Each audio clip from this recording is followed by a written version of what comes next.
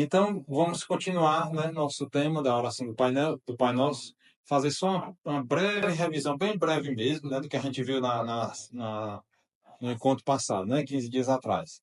Então, basicamente, localizar onde é que a oração do Pai Nosso aparece, né, no Evangelho de São Mateus, ela aparece exatamente no centro do Sermão da Montanha, né, no capítulo 6, o que traz essa ideia de centralidade, né? Porque o Sermão da Montanha já é aquela, aquele, aquela pregação mais importante, talvez, de Jesus, né? Que ele resume toda a sua doutrina. E no meio dela, o Pai Nosso, quer dizer, destaca assim a importância dessa oração, né? E a gente fez aquela breve distinção entre oração vocal e oração de meditação, né? Que a oração vocal é aquela oração com fórmulas prontas, que a gente repete, mas que não deve ser repetida de uma forma, né, mecânica, né? A gente sempre tem que ter aquelas características, né? Colocar-se na presença de Deus, atenção às palavras que estão sendo ditas, querer conformarmos, né? Aquelas palavras de forma verdadeira, né? Com a nossa vontade e confiar, né? Esperar que Deus vai nos atender naqueles pedidos, né? Que a gente está fazendo. E a meditação é uma extensão disso daí, né? A gente tentar se aprofundar mais no sentido mais profundo de cada termo, né? Que é o que a gente está fazendo aqui com o Pai Nosso, né? Pegando uma oração, primeiro grau de oração, que é a oração vocal, e transpondo para um segundo grau, quer dizer, tentando extrair mais coisas, né? Dessa fórmula, né? E existem mais. Tem alguns teólogos que chegam a 9 graus de oração, né? Depois dessa oração de meditação, aí tem a oração de simplicidade, e depois tem a oração de esponsório espiritual. Tem uma série de termos aí que eu não sei, que já é uma coisa de grandes, de altos níveis de espiritualidade, né? Que então a gente, pobres, nós aqui, vamos tentar ficar pelo menos no segundo, né? Mas essa de simplicidade Sim, sim. é curioso. Depois eu boto os nomes lá do Bolsonaro.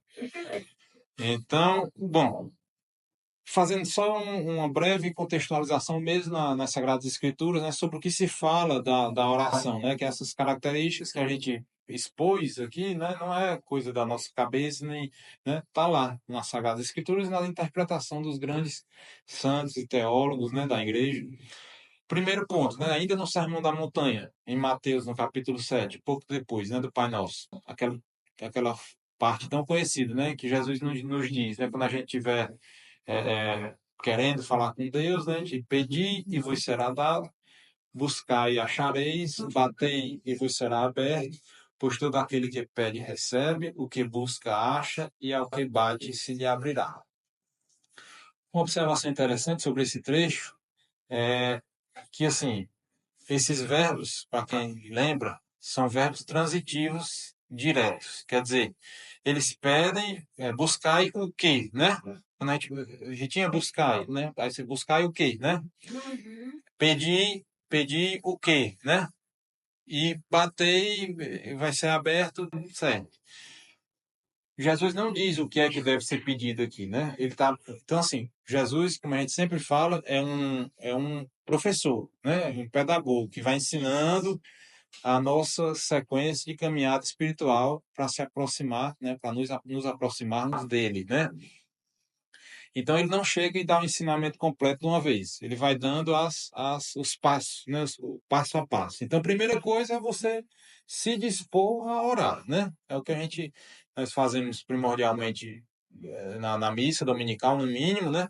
Mas o ideal é que a gente tenha nosso momento de oração pessoal mesmo, íntima com Deus, né?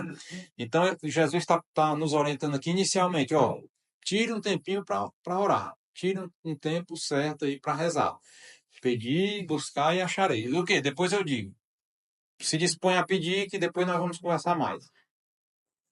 E aí a gente caminha um pouco mais. Aqui a gente chega no Evangelho de São João, né? Bom, a gente sabe que são evangelhos diferentes, né? Cada um tem uma origem, uma fonte e um interesse diferente. Por exemplo, o Evangelho de São Mateus é voltado mais para os judeus ali que estão sendo recém-convertidos ao cristianismo.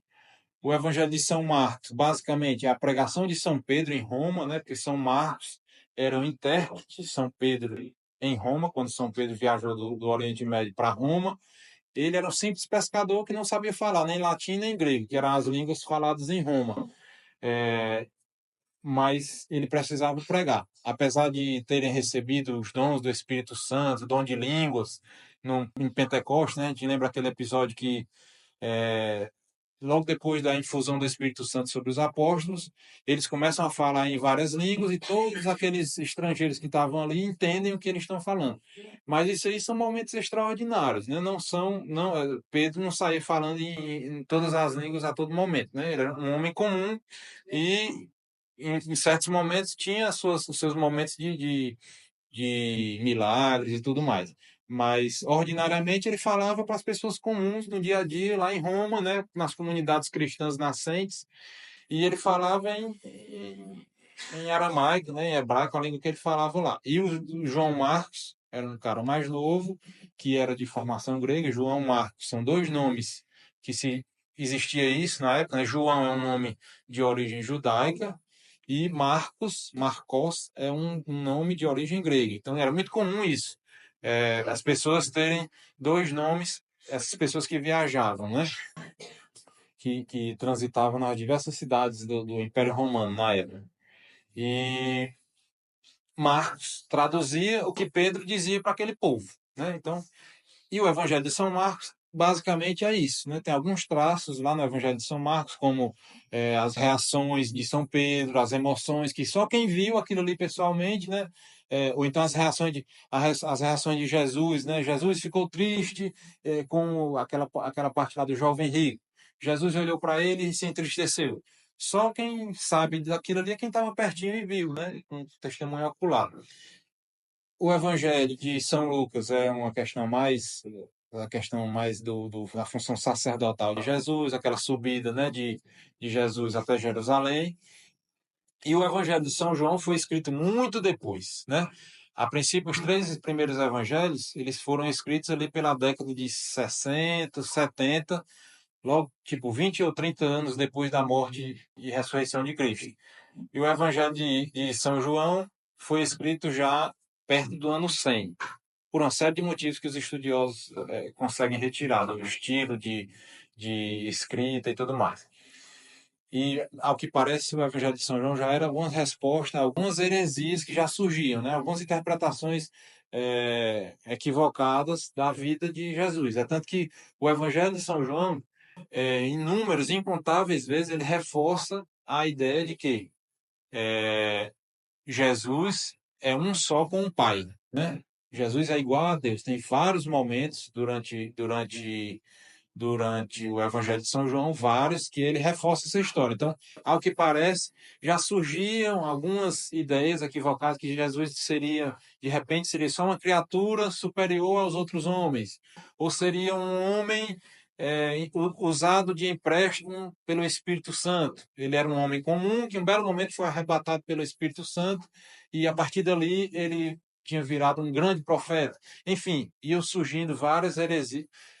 Bom, importante, né? As heresias não são coisas que eram ideias propagadas por pessoas que queriam destruir a fé. Pelo contrário, eram pessoas que estavam realmente buscando a verdade, tentando entender e tentando entender aquele fenômeno. O que é que foi Jesus ali? Aí um dizia, não, eu acho que foi isso, eu acho que foi aquilo, e ia se discutindo aquilo ali de ponto de vista filosófico e com a graça e a inspiração do Espírito Santo, e as coisas iam se organizando. Então, a nossa doutrina é baseada numa resposta a ideias erradas, muitas vezes, né?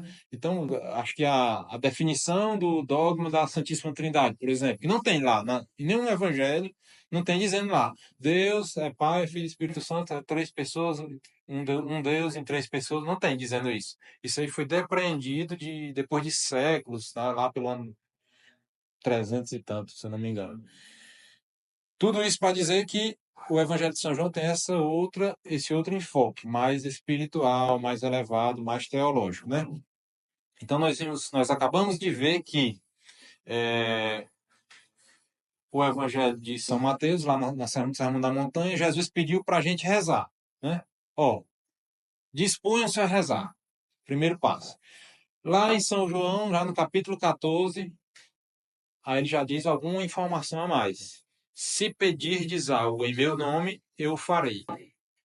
Certo. E o que significa isso, né? Pedir em nome de Jesus, né? A gente faz direto isso aí. Acabou de fazer aqui, em nome do Pai, do Filho. E muitas vezes a gente não para pensar o que é que significa. O que é que significaria essa questão de em nome de, né? Quer dizer, quem age em nome de outro, né, está agindo com a autoridade do outro, né? Certo? Então, se eu digo, Gilene, por favor, vá a Limoeiro e peça tal coisa a tal pessoa em meu nome, né? Você vai carregando a minha autoridade para aquele assunto, né? E você vai subindo em escalas. Por exemplo, os ministros, né, dos governantes, eles agem com a autoridade dos governantes, né? Então, um ministro, o presidente, quando ele vai para outro país e assina um determinado tratado internacional, ele assina com a autorização, com a autoridade do presidente que o enviou, por exemplo. Da mesma forma que os secretários de uma prefeitura municipal, né, vão lá e fazem compras e assinam licitações, etc. e tal, com a autoridade do prefeito, certo?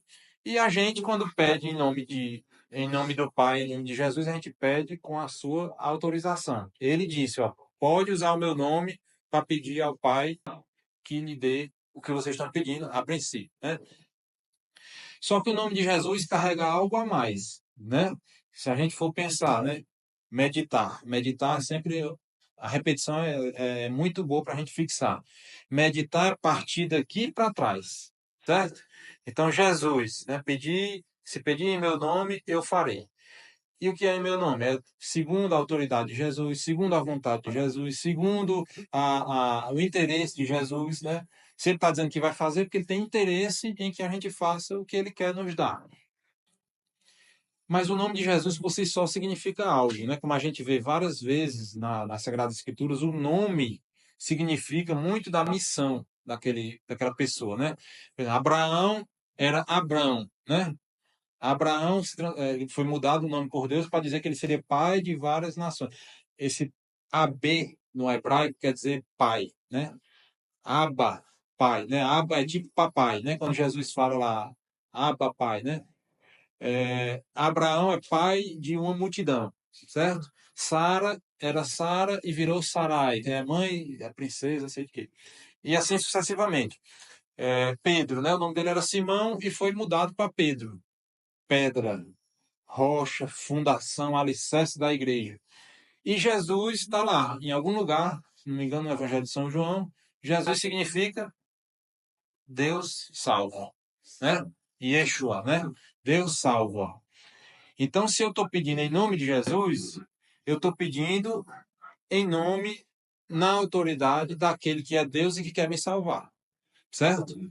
Então, pedir alguma coisa em nome de Jesus implica que a gente quer pedir algo em favor da nossa salvação. E eu o farei, ele diz, né? Mas ele só vai fazer se a coisa for no nome dele. Então, ele só vai fazer se aquilo que eu estou pedindo concorrer para a minha salvação, certo? Então, quando a gente reza aqui em nome do Pai, do Filho e do Espírito Santo para começar uma atividade, a gente está se colocando aqui em comunhão e pedindo, né? E pedindo licença, né? Para falar. Eu estou pedindo licença aqui para eu usar isso aqui e falar em nome do Pai, do Filho e do Espírito Santo, para ver se a coisa anda conforme a vontade dele. A gente não fala nenhuma coisa errada aqui, nenhuma heresia, e pede perdão se acontecer, né? Mas, basicamente, a escala, né? Jesus diz, pedi e recebereis, batei e abri-se-vos-á, buscai e achareis. Quer dizer, se coloquem à disposição, se disponham a rezar. E rezar dessa forma, em meu nome. E em seguida, lá na primeira carta de São João, tem lá. Esta é a confiança que temos em Deus. Se lhe pedimos alguma coisa segundo a sua vontade, ele nos ouve. Então, basicamente, a mesma coisa dita de outra forma, né? Segundo a sua vontade. É importante essa palavra que a gente vai já entrar nessa palavra da vontade de Deus, né? No Pai Nosso. E para concluir, como é que seria a oração perfeita, orientada pelo próprio Jesus, né? Lá no Evangelho de São Marcos, capítulo 11, ele vai dizer: tudo quanto suplicardes e pedirdes, crede que recebestes, e assim será para vós. Olha só como é interessante isso aqui. Tudo, tudo quanto suplicardes e pedirdes. Isso aqui está no presente, né? Presente, né? Segunda pessoa do plural do presente. O que vocês pedirem, o que vocês pedirem e suplicarem, né? Subjuntivo aí. Crede que recebestes. Recebeste é passado, certo? Então vocês vão pedir, vocês já vão acreditar que receberam no passado, e assim será para vós no futuro. Quer dizer, Jesus está dizendo uma coisa aqui para a gente rezar, e ele está explicando que para Deus não tem tempo, certo? Para Deus não existe passado, presente e futuro. Deus está na eternidade, fora do tempo, que é a posse total e instantânea de todos os momentos. Quer dizer, Deus está com toda a história, todo o tempo na palma da mão dele, e ele vê tudo que foi, que será, que vai ser, que não será e que poderia ter sido. Né? É o que chama em filosofia o que é necessário, o que é contingente. Deus, ele não, ele tem ele dá a nossa liberdade, ele dá a nossa liberdade, mas ele sabe que se eu agir de um jeito, pode acontecer isso, aquilo, outro. Se eu agir de outro jeito, pode acontecer isso, aquilo, outro. Então ele sabe tudo isso. Então nesse versículo, Jesus está dizendo que tudo que a gente pedir, nós já recebemos, porque Deus já sabe disso há muito tempo.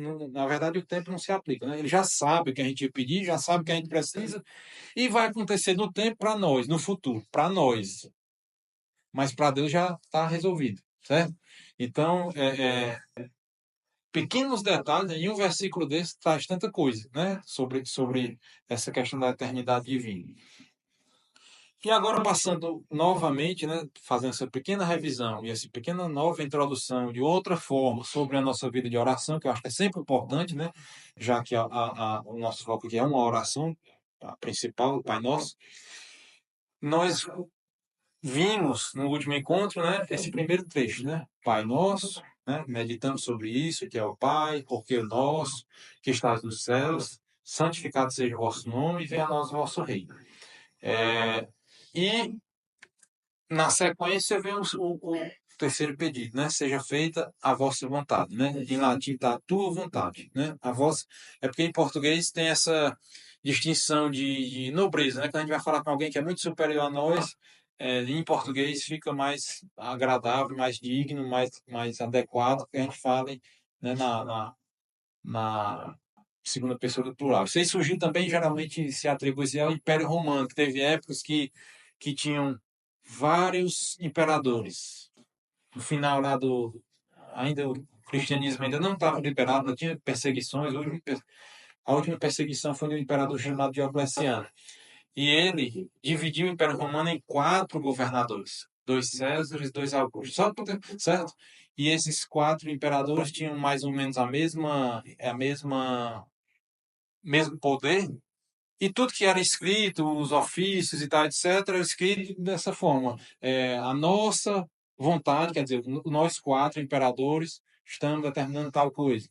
Então, quando alguém ia pedir alguma coisa ao imperador, pedia a vossa magnificência, a vossa santidade. Santidade não, para o Papa, né? Mas tudo bem, deu para entender. É, e seja feita a vossa vontade. Então, nós estamos pedindo para Deus que seja feita, certo? Não pedimos que nós façamos, né? Não pedimos assim que eu faça a vossa vontade, que seja feita. Seja feita por quem? Vamos saber lá na frente, né? Mas que seja feita não depende tanto de nós, mas dele, né? Que a vontade é dele, do Pai. E aqui no nosso catecismo a gente começa com a primeira citação, né? Pela oração nós podemos discernir a vontade de Deus e obter a perseverança para cumpri-la, né? Então a gente sabe, por sermos criaturas carnais, fracas e frágeis, nós temos nossos cansaços, nossas preguiça, nossa falta de perseverança, nossa inconstância. Então, uma semana você reza que é uma beleza, todo dia naquele seu horáriozinho que você predeterminou, na outra acontece qualquer coisa, pois também não vou mais rezar, né? Essa semana. Na outra eu vejo o que é que acontece.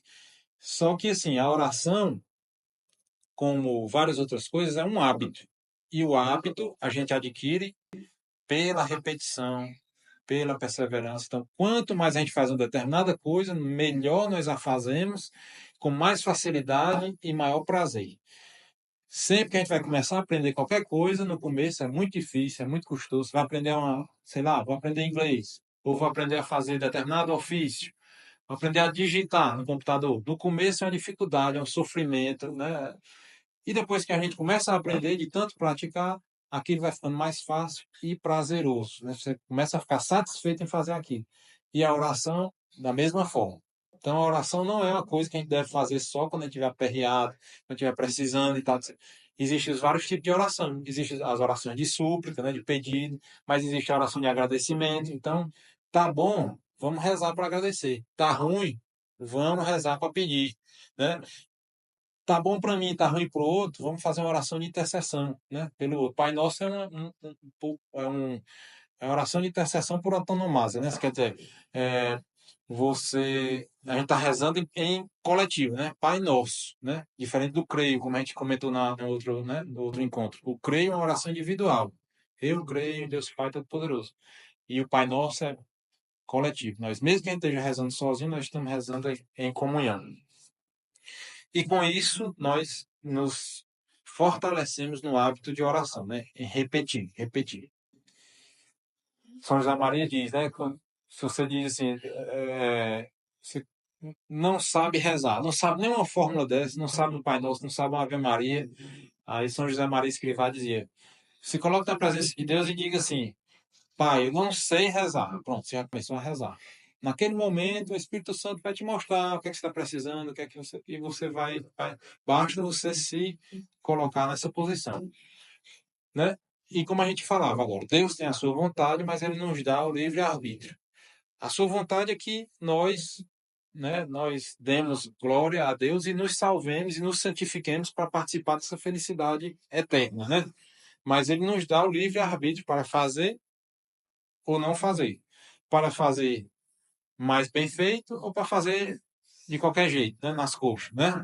Então, nós temos que fazer o nosso caminho, né? Iluminados, fortalecidos e inspirados por Deus, segundo as nossas práticas espirituais, mas nós temos nosso livre-arbítrio, né? De escolher os nossos caminhos. Nós podemos aceitar livremente ou resistir, né? Quer dizer, se sobrevém alguma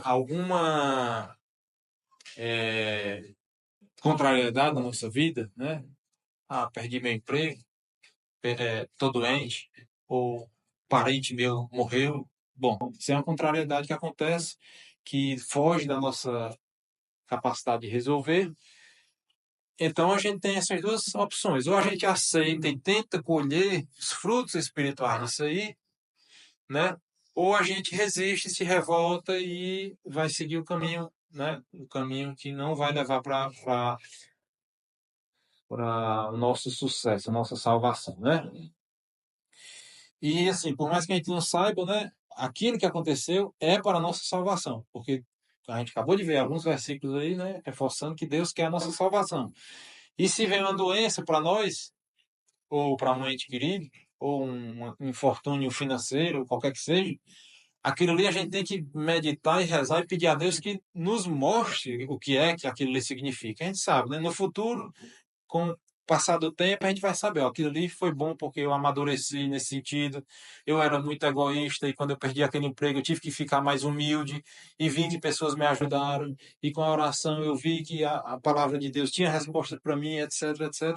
Então você vai colhendo os frutos espirituais das contrariedades que aparecem para nós, né? Então, aceitar com paciência, né, as contrariedades, né, e fazer a nossa parte quando der para fazer.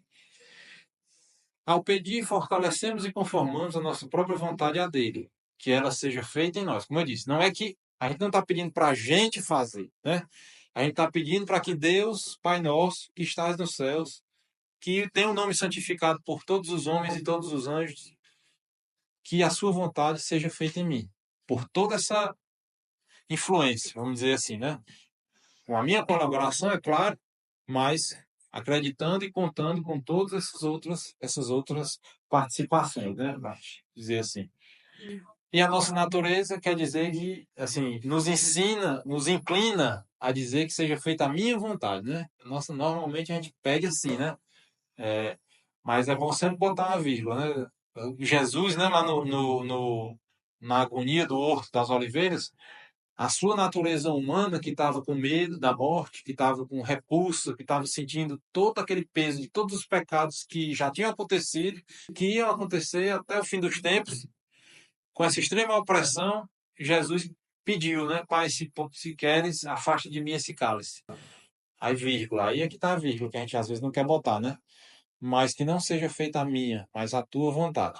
É basicamente essa mesma coisa que a gente está fazendo aqui no Pai Nosso. Nós estamos aqui unidos a Jesus na agonia do Horto das Oliveiras, no Jardim das Oliveiras, pedindo que, mesmo sem entender, né? Mesmo sofrendo, sabendo que a gente vai sofrer, nós nos colocamos, né, sob a custódia do Pai, né, como uma criança. E esses versículos aí eu não fui botar porque não ia caber, né? Onde é que a palavra a vontade do Pai, a vontade de Deus, a vontade aparece inúmeras, incontáveis vezes, né? Quer dizer, as Sagradas Escrituras são esse livro de ensinamento, de uma fonte de sabedoria e santidade e virtudes que a gente tem que buscar. Então, a cada momento, né, a vontade de Deus se mostra que deve ser buscada, né? Isso aí só no Novo Testamento, fora no Antigo Testamento, né? Sempre que o povo de Israel ia contra a vontade de Deus, dava tudo errado. Se arrependia e voltava, e assim a coisa ia, né, caminhando. E a vontade é uma das potências superiores da nossa alma, né? Só nós, dentro da escala da criação material, só nós seres humanos temos vontade, certo? Vontade é uma potência superior da nossa alma, que é espiritual, que é uma inclinação racional pelo bem. Quer dizer, você tem que parar para pensar se aquilo que você está querendo é um bem para você e você vai se mover naquela direção. Às vezes a gente quer uma coisa porque parece ser boa, assim, parece ser prazerosa, né? Comer tal coisa, fazer tal atitude, ou deixar de fazer tal coisa por preguiça, ou comer tal doce, ou beber, ou parte sexual desordenada, e assim sucessivamente. Mas quando você para saber, né, para refletir, bom, se eu fizer isso aqui, eu tenho diabetes, estou com vontade de comer um bolo de chocolate. Isso vai ser bom para mim? Vai ser prazeroso naquele momento, mas em escala final vai ser prejudicial. Então, a nossa vontade, você usa da vontade para dizer, não vou comer isso aí, certo? A vontade é assim que ela age. Os animais não têm vontade, né? A gente sabe que vai fazer uma cirurgia, que vai sentir dor, que vai sofrer, que pode morrer, que pode ter infecção, que pode isso, aquilo, outro. Mas a gente sabe que o bem maior, se tudo der certo, vai ser atingido. Então, eu escolho livremente, racionalmente, pensando, convencido pelo médico, convencido pelos casos que eu já conheço, que tinham a mesma doença que eu, que se submeteram àquela cirurgia, que ficaram boas. Então, eu me submeto livremente a passar por aquele sofrimento para obter um fruto positivo no final, bem, certo? E a vontade está intrinsecamente ligada às alianças, quer dizer, a aliança é isso, é a união de vontades, quer dizer, um casamento, né, que no nosso caso é mais próximo. Um homem, por livre e espontânea vontade, é assim que o padre diz na hora do casamento, né? Por livre e espontânea vontade, une-se, né, aceita e decide por unir-se a uma mulher que também, por livre e espontânea vontade, aceita a mesma coisa. E a partir daquele momento há uma aliança, não é a aliança, né, material. Isso aqui é um símbolo da aliança que uniu as nossas almas, as nossas vontades, né? A parte mais alta da nossa alma Eu não vou casar para poder ter relações sexuais ao meu bel prazer. Não é para isso que se casa. Eu não vou casar para eu ter uma mulher que faça comida boa para eu comer em casa. Não é para isso que a gente casa. A gente casa para viver junto a vida toda com aquela pessoa e, segundo a vontade de Deus, nós dois nos salvarmos e, se possível e se for nos dado, colocar outras almas no mundo também para povoar o céu, né? Para, com a nossa colaboração, serem instruídos, serem salvos. E quando a gente fala seja feita a vossa vontade, a gente está unindo a nossa vontade com a vontade de Deus, né? Então a gente está fazendo uma aliança do mesmo tipo. Então, assim, da mesma forma que eu falei da última, finalzinho, foi bem rápido, né? Eu falei, será que a gente está pronto para pedir, né, que venha a nós o vosso reino? Será que a gente está pronto para falar isso? A gente fala de uma forma banal, né? A gente reza o Pai Nosso como quem faz qualquer coisa, mas se a gente parar no que a gente, para pensar no que a gente está dizendo, né? Aqui também, seja feita a vossa vontade. Eu estou fazendo uma aliança com Deus, da mesma forma que eu faço no meu casamento. Eu abro mão de uma série de liberdades que eu tinha antes de ser casado, né? Para me unir com aquela pessoa, confiando e acreditando que isso vai ser muito melhor para mim. E dessa mesma forma no Pai Nosso. A gente diz que seja feita a vontade de Deus. Nós estamos fazendo uma aliança com Deus, abrindo mão das nossas falsas liberdades que a gente não entende e se colocando sob a tutela dele, né? Então, passar do medo servil ao amor confiante e filho, a gente já falou bastante sobre isso, né? Quando a gente viu a palavra pai, né? E, assim, sem ansiedade e agitação, mas com resignação. Aquilo que a gente acabou de falar, né? Aceitar com paciência. Não adianta se revoltar. Revoltar-se, reclamar, estribuchar, espernear, próprio de quem está inconformado e revoltado com a situação. E a gente sabe que não funciona, né? Nosso filho, quando está botando boneco em casa, pode estribuchar, espernear, a gente vai pegar e pronto. Terminou? Sente aqui e coma. Ou então, o que a gente tiver querendo orientar o nosso filho. Então, Deus é assim conosco. Deus é, né, Pai? É. Então, a gente está pedindo, estribuchando, Deus não me dá isso, Deus não me dá aquilo. Terminou, meu filho, terminou. Pronto, sente aqui, agora aceite, a minha vontade é essa. E aproveite que eu estou ensinando isso aqui, para ver se você cresce, se você melhora, se você amadurece. Não é assim que a gente faz com nossos filhos? E a paz, né? Como disse Santo Agostinho, que é a definição mais bonita da paz, que é a tranquilidade na ordem, né? Quer dizer, quando o nosso mundo está em ordem, ou seja, está cada coisa em seu lugar, isso nos dá uma tranquilidade. Sempre que a gente estiver agitado, conformado, aperreado, preocupado com o futuro, inconformado com o que passou, está errado. A agitação é sinônimo de desordem na nossa alma. É tudo que a gente vive todo dia, mas a gente tem que, sabendo disso, tá todo o tempo buscando e pedindo a Deus as luzes do Espírito Santo para que a gente reconheça. Eu estou agitado. Por quê? Por isso. Então vamos resolver. Para a gente adquirir a paz, né? E a vontade de Deus se fará, mas amorosa e misericordiosa como a de um pai, né? Às vezes a gente precisa dar uma chinelada, mas às vezes a gente não dá uma chinelada. A gente olha, pronto, tá aqui. Papai vai explicar o que é para você fazer e tal. Faça do jeito que eu estou dizendo. Se teimar, aí a gente vai, né, aplicando energia maior para resolver os problemas, né? E esse pedido, como a gente fez também da outra vez, né, a gente percebe que, bom, a vontade é uma virtude teologal infusa na nossa vontade, certo? A fé é infusa na nossa inteligência, ou seja, a gente aceita, mediante a nossa inteligência, a gente examina e vê que as provas históricas, os milagres que aconteceram, mais do que comprovados é, na história e nas nossas vidas, e com pessoas que nós conhecemos, nos levam a, usando a nossa inteligência, crer em Jesus, em Deus Pai, da Igreja Católica, etc, etc. Mas crer não é suficiente sozinho, né? A gente tem que crer e fazer algo. Então, a caridade e a esperança são infusas na nossa vontade para que, com a esperança, a gente espere, né, a nossa salvação final e corra atrás disso, né?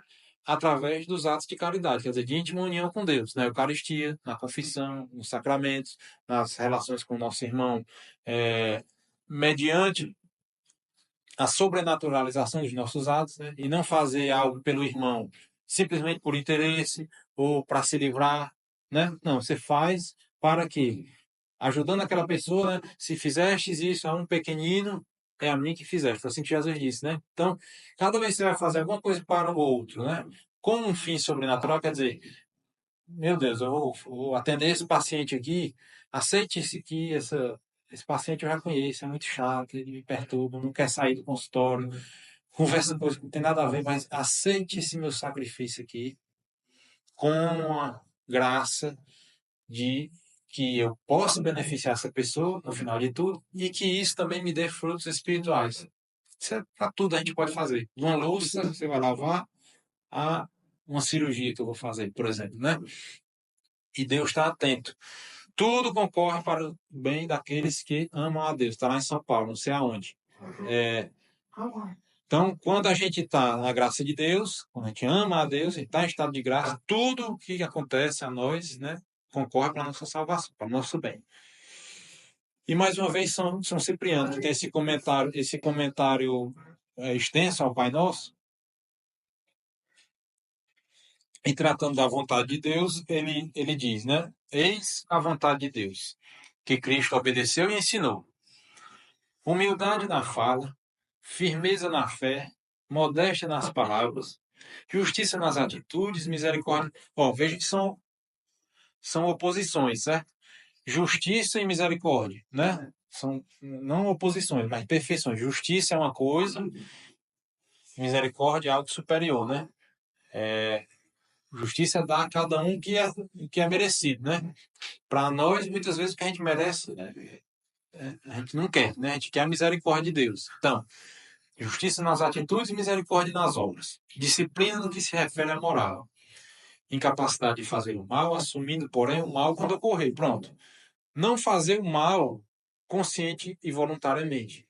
Mas quando acontecer, ou se você for vítima de uma injustiça, ou se você fizer. Nós somos fracos, né? Como São Paulo diz também. Eu não faço o bem que eu quero e faço o mal que eu não quero, né? Quando você fizer o mal, quando nós fizermos o mal, aceitar com paciência, reconhecer, confessar e seguir em frente. Não adianta remorso, né? Remorso é remorder, certo? A palavra remorso vem da palavra remorder. Igual a uma vaca, né? Que come, aquilo ali fica voltando, ela mastigando, né? Para a vaca chama ruminar, mas remorder é a mesma coisa. A gente fica remordendo tudo que de ruim que aconteceu na nossa vida, a gente fica lá sofrendo de novo, né? Não adianta. Confessou, recebeu o perdão de Deus, usa aquilo como experiência, não é esquecer, não é fingir que não aconteceu. E segue em frente. Segue em frente com a tranquilidade, com a confiança de que foi realmente perdoado, né? Paz com os irmãos. Amor a Deus de todo o coração. Amor a Deus porque é Pai e temor de Deus porque é Deus, né? Então, o Pai geralmente nos dá a justiça, normalmente, né? E a generosidade, no máximo. Mas a misericórdia mesmo, só Deus, né? Só Deus que é capaz de nos dar. Em grau máximo, né? Em grau perfeito. Bom, e a gente lembra, né? Que o contexto do Pai Nosso é esse, né? Senhor, ensina-nos a orar, né? Foi o começo do nosso encontro passado, né? Os discípulos aqui reunidos ao redor de Jesus, nessa hora, ele não estava falando para todo mundo. Ele estava respondendo àqueles que o questionaram pontualmente sobre isso. Senhor, ensina-nos a orar, né? É aquela pastora da parábola do semeador que a gente viu também naquele capítulo 13 de São Mateus, né? Há muito tempo atrás, né? Então, você joga as coisas aí que pode cair no terreno, né? E a turma pisar, né? Então, ele não estava falando isso aqui para a turma pisar. Ele estava falando para alguém que, né? Já é um terreno pedregoso, já começa a nascer ali uma semente, né? Pequenos arbustozinhos da palavra dele. Por quê? Porque ele falou para milhares de pessoas e poucos chegaram para ele, Senhor, ensina-nos a orar. E foi assim que ele foi explicar como é que é o Pai Nosso, né? mesma forma da parábola do semeador, né? Ele fala a parábola do semeador e os discípulos vão dizer, ensina, explica-nos essa parábola. Aí, não entenderam essa parábola, como é que vai entender as outras? E aí vai explicar. Mas ele só explicou para aqueles que foram perguntar. Então, Jesus está ensinando aqui. Eu só vou responder se vocês pedirem, baterem, né, buscarem em meu nome, né, persistentemente, tá falando comigo, aí eu vou começar a responder. Queira achar que qualquer hora eu vou chegar lá e dar uma resposta. Faz também, né? Aquelas inspirações súbitas, mas é a mais rara. Então deve esperar por isso, né? Por esses grandes momentos, arroubos espirituais, né? Arrepios. Eu vi um dia desse um padre num videozinho na internet que ele dizia, como é que ele dizia? O pessoal quer ir para missa e quer sentir, quer se arrepiar, né? Mas Deus não está na epiderme. Eles, está se arrepiando, cuidado, pode ser dengue. Aí, a nossa fé não está na nossa pele, né? Está na nossa inteligência, né? Então, Jesus era quem? Eu falei isso aqui também, né? Jesus é a segunda pessoa da Santíssima Trindade, que é a sabedoria perfeitíssima, né? Que fala a nossa inteligência, né? Então, Jesus está aqui respondendo a nossa inteligência quando a gente pede com real interesse na verdade, né? E Jesus continua, né? Seja feita a vossa vontade, assim na terra como no céu já é feito. Certo? Está incluído isso aí, né? Seja feita a nossa vontade, assim na terra como no céu, já é feito. Desde quando? Desde sempre. Quando Deus, né, lá na história lá, e aí, vão querer ou não vão querer? Satanás disse, não serve, não servirei, não vou me submeter a um ser humano, né? Aí, pois tá bom, pois vá para lá. E os outros disseram, servirei. E esses já estão fazendo a vontade de Deus desde sempre, desde toda, não eternidade, mas desde o início da criação, né? No céu já é feita desde sempre, né? E na terra ele pede para que seja feito dessa mesma forma, né? É possível fazer da mesma forma? Não sei, né? Ele mandou a gente. Deus não pede o impossível de nós. São outros princípios teológicos muito claros, né? Como é que é? As tentações só dá o frio conforme o cobertor, tá, aquela história toda. Deus só pede que é possível, né? Então, se ele diz que que essa vontade dele seja feita na terra, como no céu já é feita, então é que é possível fazer, né? Então, com a mesma perfeição que os anjos e santos a cumprem no céu, né? Os anjos já estavam lá e os santos foram chegando, estão chegando. Todo dia chega santo lá, todo dia, todo dia.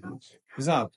Os santos não são só os santos que estão canonizados pela igreja, né? Tem que ter sempre presente isso aí. Não é só São Francisco que foi declarado santo pela igreja. Tem milhares, por isso tem lá, dia 1º de novembro, né? Festa de todos os santos. Os santos que não estão lá na ladainha, né? Que a igreja, né? São pessoas que viveram em intimidade com Deus e fizeram a vontade de Deus e se santificaram nas suas funções, nas suas vidas ordinárias, no dia a dia, né? Que a gente está aqui para tentar seguir esse caminho, né? Tropeçando e tal, e assim chegar lá. E a liturgia é a imitação mais parecida, né, com essa vontade. Por quê? Porque a eternidade se faz presente ali naquele momento, né?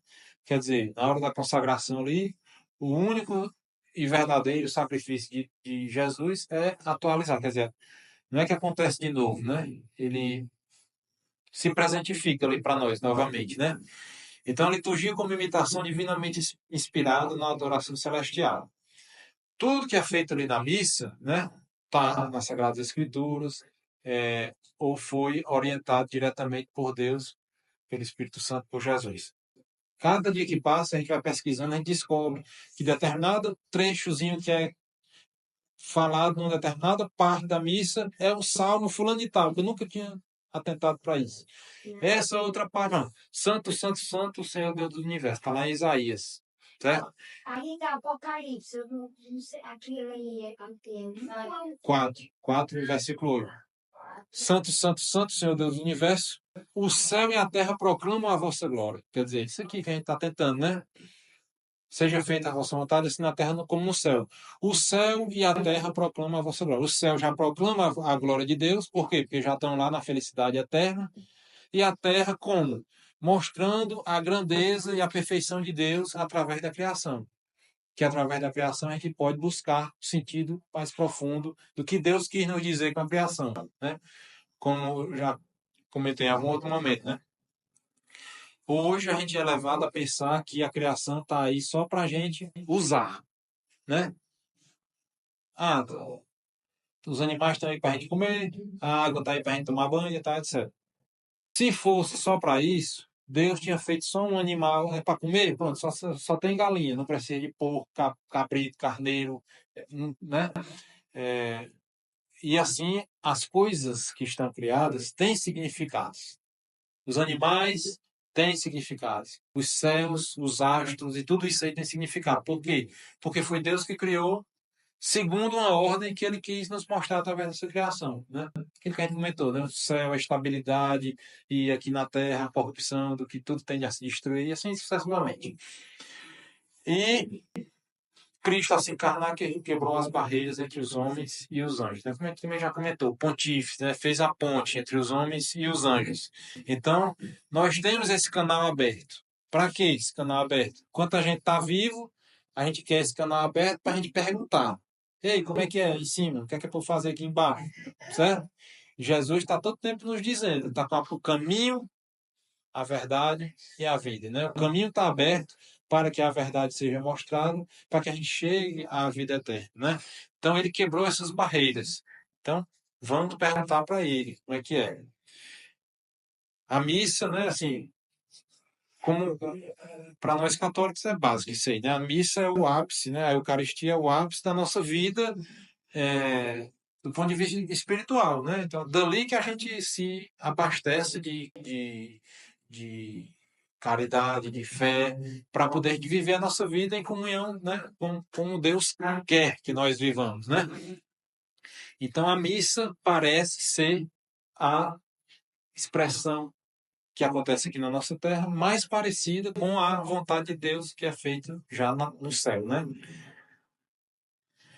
E após Cristo, né? Por quê? Porque antes tinha a liturgia, antes, né? No Antigo Testamento tinha lá o sacrifício, boi, carneiro, pombas, e um sacrifício era queimado, o animal, outro era assado para comer, e assim sucessivamente. Já existia alguma liturgia orientada divinamente, né? Deus disse como é que era para fazer o sacrifício, como é que eram os animais puros e impuros, os rituais de purificação, de lavar os pés, lavar as mãos, não sei o quê, tudo.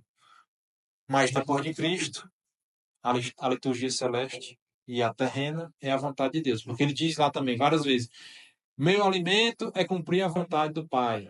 Eu não vim para fazer minha vontade, mas a vontade do Pai que está no céu. Eu digo para vocês o que eu já escutei do Pai lá no céu. Isso está tudo lá no Evangelho de São João. Como eu falei, várias e várias vezes, mostrando a intimidade e a unidade entre Jesus, né? E Deus Pai, né? O Filho e o Pai. E a nossa igreja também tem esse aspecto de terra e céus, né? A nossa igreja, né, militante aqui na terra, que faz na missa a prece pelos vivos, pelos mortos e a prece dos anjos, né? Essa parte aqui que o santo, né, os santos que o padre diz antes de a gente rezar, né? A gente se junta aos anjos que estão no céu cantando a uma só voz. Santo, santo, santo, Senhor. Quer dizer, veja a riqueza da nossa missa, né? A nossa missa, assim, se a gente para ouvir o que o sacerdote está dizendo, se a gente para ler aquelas orações, lê mesmo, lê com a nossa inteligência. Inteligência, intus legere, ler dentro, certo? A origem da palavra inteligência. Quer dizer, ler, decodificar aquelas letras em sons, até um macaco talvez aprenda. Né? Papagaio faz, né? Você ensina ele a dizer, ele diz.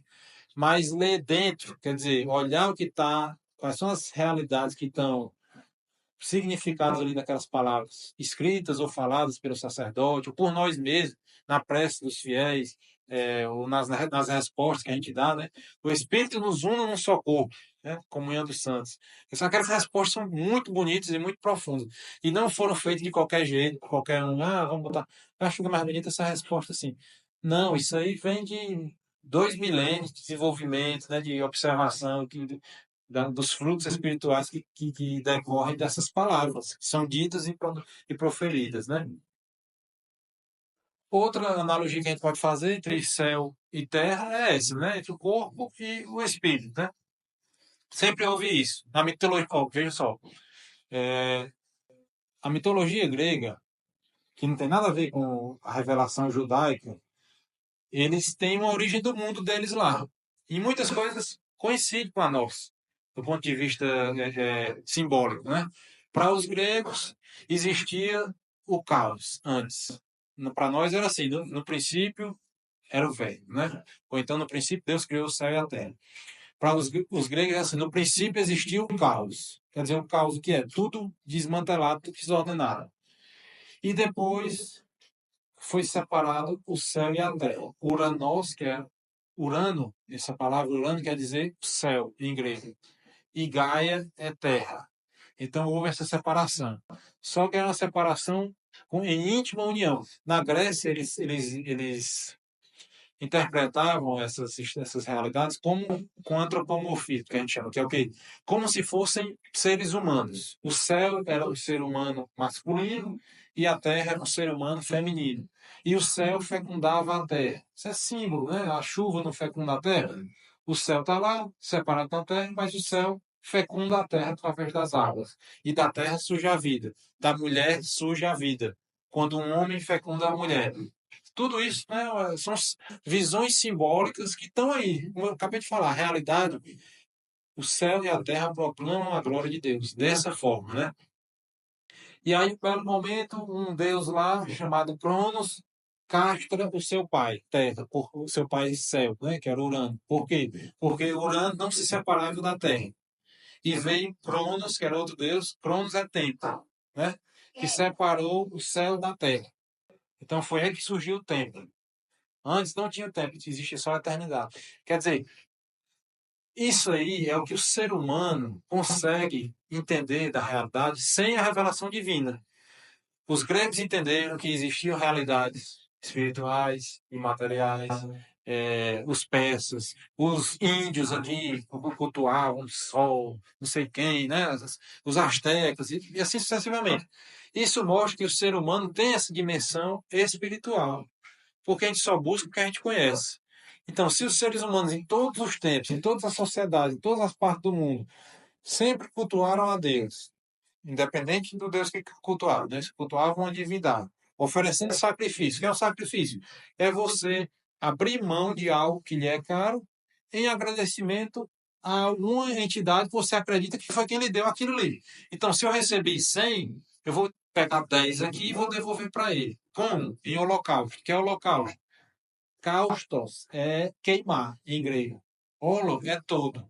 Então, um holocausto é um sacrifício que é queimado todo, vira fumaça e vai para o céu, para Deus, certo? E assim a gente percebe que nós, seres humanos, temos essa dimensão espiritual.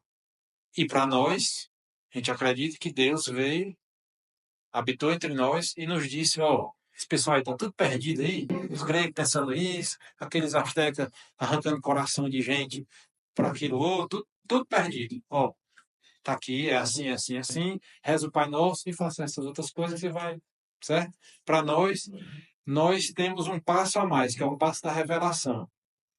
Todas essas outras sociedades, elas têm acesso ao que a inteligência deles consegue chegar sem a ajuda de Deus, né? Que Deus existe, que Deus quer que nós ajamos de determinada forma, quer dizer, os 10 mandamentos estão escritos no nosso coração, em todos os seres humanos. Todo mundo sabe que não deve matar, não deve roubar.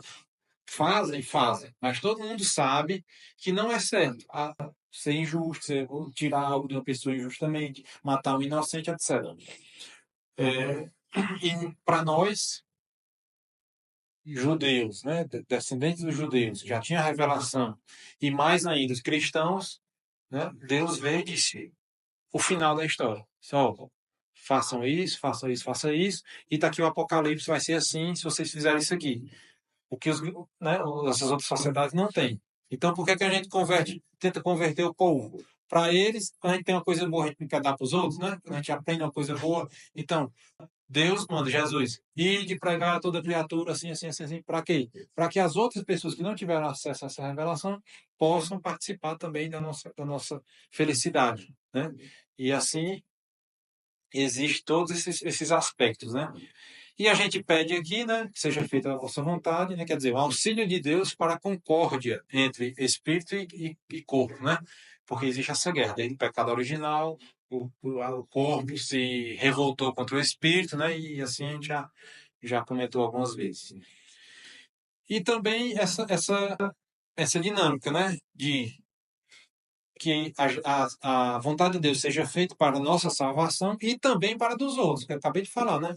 A gente tentar buscar a conversão, que essa vontade seja feita, santificado seja o vosso nome, para todos, que todos reconheçam que o Deus, Jesus, nosso Deus, é o Deus verdadeiro, e com isso ele se converte e seja salvo, né?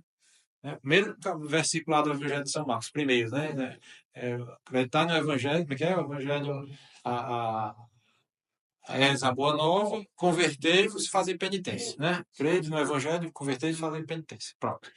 Então, usando disso aí, a gente também está pedindo que haja a conversão dos que não têm essa nossa fé ainda, né? E a gente evolui um pouco para o próximo pedido, né? O pão nosso de cada dia.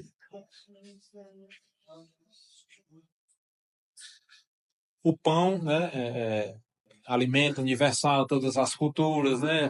O pão é feito com o trabalho do homem, não é um presente, não é uma coisa dada pronta por Deus. Toda essa simbologia também que a gente já trabalhou, né? Se Deus quisesse fazer uma coisa que fosse só dele, ele tinha mandado qualquer coisa pronto para nós, né? Tá aqui um amuleto aí para vocês. Isso aqui resolve o problema. Não. Ele quer que a gente use o pão, que conjuga uma coisa dada por Deus, pela natureza, né? O trigo, a água, o fogo, e a gente trabalha em cima disso e cria um produto que é um alimento universal para todas as comunidades humanas, que é o pão, né?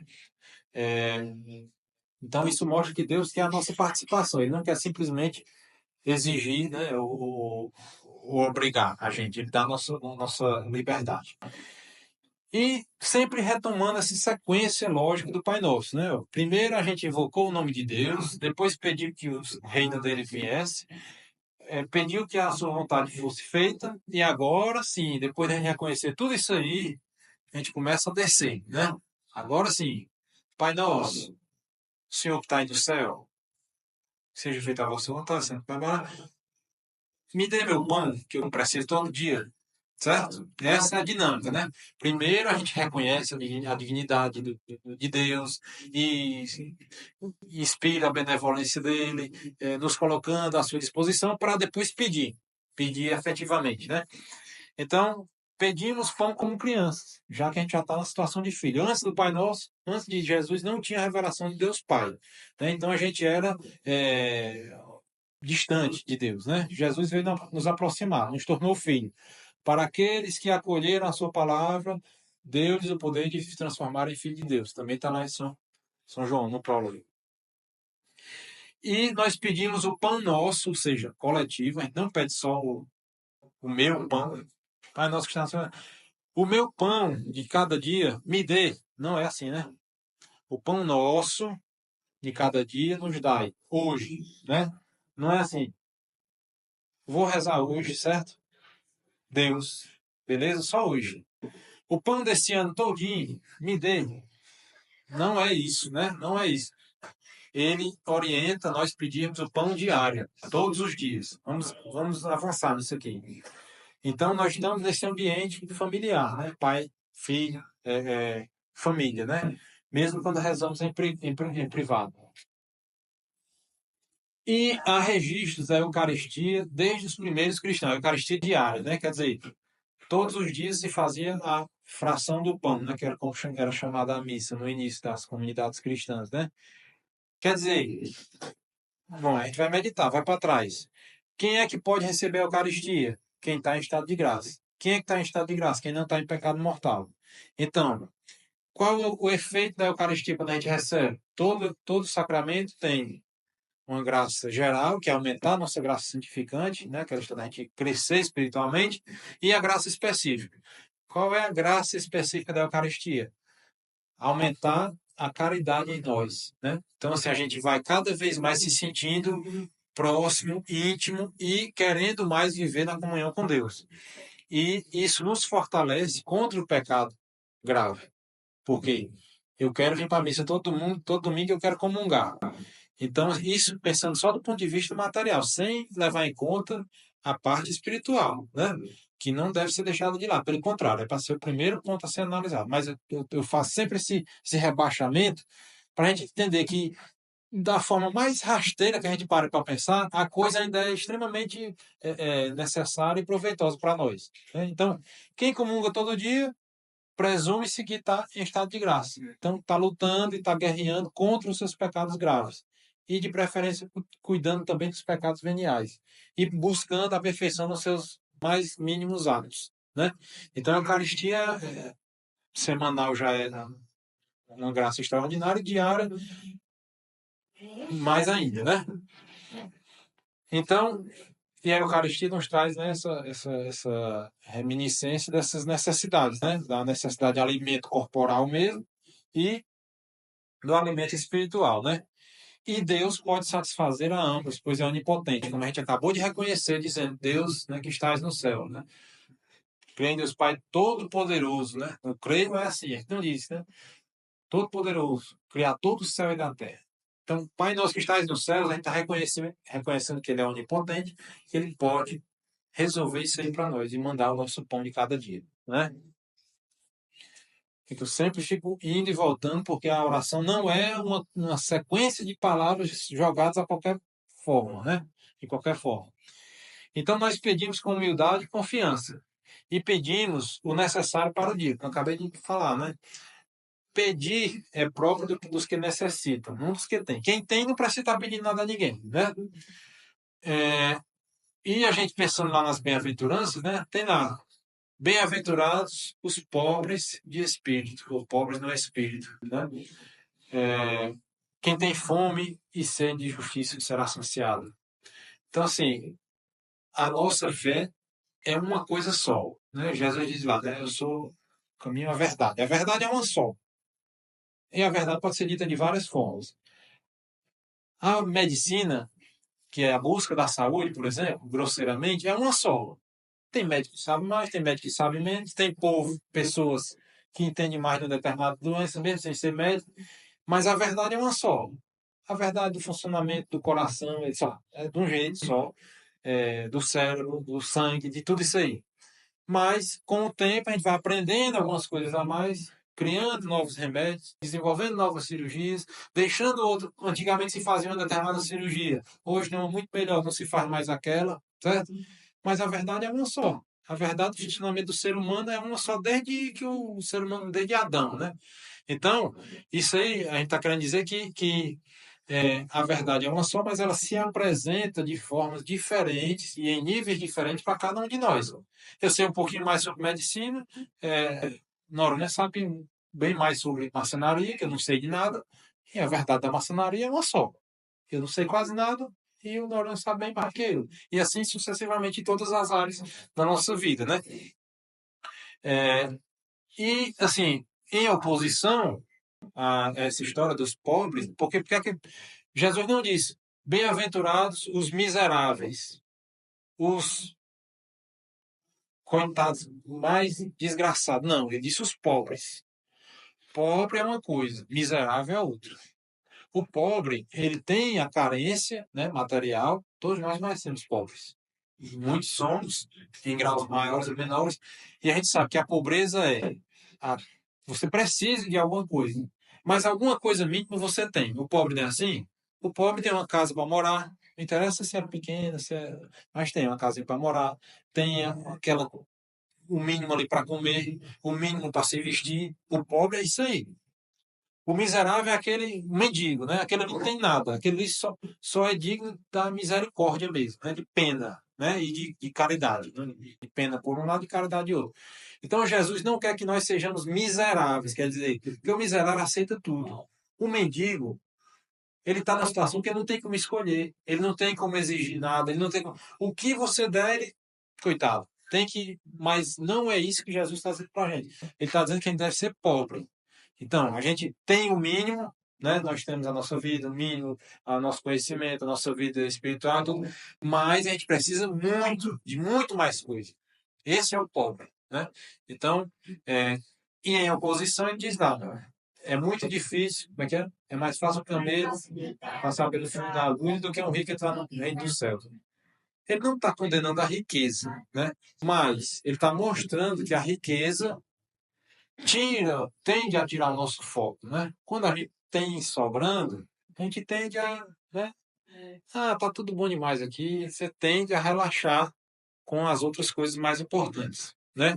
Então, a riqueza traz esses perigos. Por quê? Porque às vezes a gente acaba colocando outra coisa no lugar de Deus, né? O dinheiro, o trabalho, o reconhecimento, a fama, os votos para os políticos e assim sucessivamente, né? Os likes no Instagram e assim por diante. Então, isso aí também é não se deixar encantar pelos encantos da prosperidade, né? E ele, como ele diz hoje, ele não diz esse mês, ele não diz essa semana, ele não diz esse ano, ele diz hoje.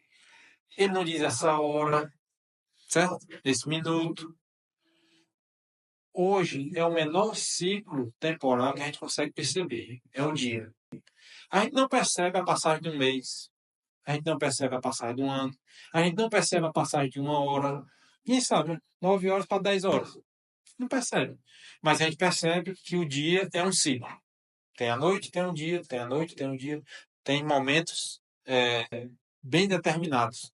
Então, ele está dizendo isso, né? Que você, dentro do tempo e dentro dessa necessidade que nós temos, a gente pensa para aquele dia, para esse ciclo mínimo, né? Porque ninguém vai comer de hora em hora também, porque senão não dá tempo nem rezar, nem trabalhar, nem fazer nada. Né? E também ninguém aguenta passar uma semana sem comer, né? Não, pão nosso de cada dia dá em todo domingo, na missa. É pouco, né? Para a gente sobreviver. Então, essa questão temporal está inerente à nossa realidade, né? E hoje, por quê? Justamente, trazendo mesmo para aquela realidade da Eucaristia diária, é isso. Venha a nós o vosso reino hoje. Dai-me o pão, dai-nos o pão nosso de cada dia hoje. Por quê? Para que a gente esteja pronto para o chamar todo dia. Porque vai, né? Um dia a gente acerta, né? Se a gente rezar o Pai Nosso todo dia, um dia a gente vai acertar, né? Um dia vai vir o reino para nós, naquele dia, né? E é num dia, né? A gente não diz assim, rapaz, fulano morreu, não, morreu que dia, né? A gente grava o dia que o fulano morreu, que o santo morreu, né? Que inclusive é o dia que se comemora, o dia do determinado santo, é o dia da sua Páscoa. Mas ninguém fica perguntando que horas fulano. Perguntam assim os curiosos naquele momento ali, mas para a eternidade, é o dia, né? Então o dia é essa questão pontual mais palpável para nós, seres humanos, né? E que nós estejamos sempre prontos, né? No original grego, a palavra usada é essa daí, certo? É piousios, eu não sei pronunciar. Que ela não aparece, essa palavra não aparece em nenhum outro lugar, no Evangelho, nem em outros escritos gregos. Essa palavra foi criada, como se eu criasse aqui uma palavra aqui hoje. Por exemplo, nós estamos aqui no grupo de estudos Caminho, né? E vamos dizer que depois a gente está aqui numa caminhologia. Pronto, é uma palavra que não existe, que a gente criou e provavelmente nunca seria mais usada em nenhum lugar. Pronto.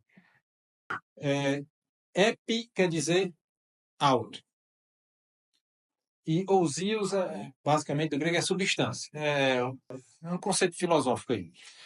Episcopos, né? Bispo, a palavra bispo em grego é episcopo, por isso que é episcopal, né? Sede episcopal. Epi, alto de cima, escopé é visão. Endoscopia, né? Visão de dentro, né? Episcopia é ver de cima, quer dizer, o bispo é um supervisor. É um homem que vê de cima e coordena aquilo ali. Bom, essa palavra é essa, né? Quando foi traduzida para o latim, nós temos o Pai Nosso em Mateus e temos o Pai Nosso menor em Lucas. E essa palavra foi traduzida por duas palavras diferentes no latim. Essa palavra supersubstancial, né, quer dizer, como a gente acabou de falar, substância de cima, ou seja, a substância celeste, espiritual, né, uma coisa mais profunda, né? E em Lucas está lá, cotidiano, que é o que ficou no Pai Nosso em latim. Cotidiano é quod este dia, deste dia, né? Então, é a mesma coisa. Nós queremos tudo isso na Eucaristia e na nossa oração. Nós queremos o pão material, nossa comida, para que o nosso corpo sobreviva, para que esse corpo, movido pela nossa alma, preste o culto e faça suas orações para que a gente consiga receber o pão espiritual, o pão superior que vem na Eucaristia. Certo? Santo Inácio de Loyola. Devemos rezar como se tudo dependesse de Deus e agir como se tudo dependesse de nós, né? Então, assim, resumo, né? Assim, a gente se coloca na providência divina, mas de uma forma ativa, fazendo a nossa parte, né? Santo Agostinho. Cristo é ele mesmo o pão, que semeado na Virgem, levedado, fermentado na carne, amassado na paixão, cozido no forno do sepulcro, colocado na reserva da igreja, levado aos altares, proporciona cada dia aos fiéis um alimento celeste. Quer dizer, era um gênio, né? É isso. A gente pelejou aqui para falar alguma coisa sobre pão, aí Santo Agostinho vem e faz uma poesia dessa aí, né? É assim, Santo Agostinho é assim, tudo que ele escreve é bonito desse jeito aí. O que é que ele está fazendo? Isso, né? Eu sou o pão vivo descido do céu. Não é assim que Jesus diz? O que é isso? Está aqui. O pão não é isso, é uma coisa que foi plantada, que foi secada, que foi amassado, que foi molhado, que foi cozido, que foi cozido e depois veio de novo para nós, né? O pão é isso aí. E nós vamos avançando. Tá chegando. Perdoai-nos as nossas ofensas, assim como nós perdoamos aos que nos ofenderam, que nos têm ofendido. Depende da tradução, né? O verbo em latim é mais relacionado à dívida, né? Resumindo, é uma ideia, né? Mais uma vez, né? Observar a progressão lógica do Pai Nosso, né? Depois de pedirmos por comida, isso já na segunda parte do Pai Nosso, né? A gente esquece um pouquinho os três primeiros pedidos. Então, primeiro, dos quatro pedidos humanos, vamos dizer assim, o primeiro é pedir comida, porque para a gente fazer qualquer coisa, a gente tem que estar vivo, né? Então, primeiro a gente tem que comer para ver se a gente faz alguma outra coisa. Então, primeiro pedimos comida e depois pedimos o perdão dos nossos pecados, né? Porque não adianta pedir perdão dos pecados depois que estiver morto. Quando a gente morrer, acabou-se, né? Acabou-se. O que tiver feito até lá, beleza. Depois, então, alimentados por Deus, possamos viver em Deus. Quer dizer, a gente come em um momento, né? A gente almoça ali naquele momento. 10 minutinhos a gente almoça. Para que a gente almoça? Para a gente viver o restante do dia até a hora da janta. E a gente janta para a gente viver o resto da noite. Então, assim, a gente come para viver, né?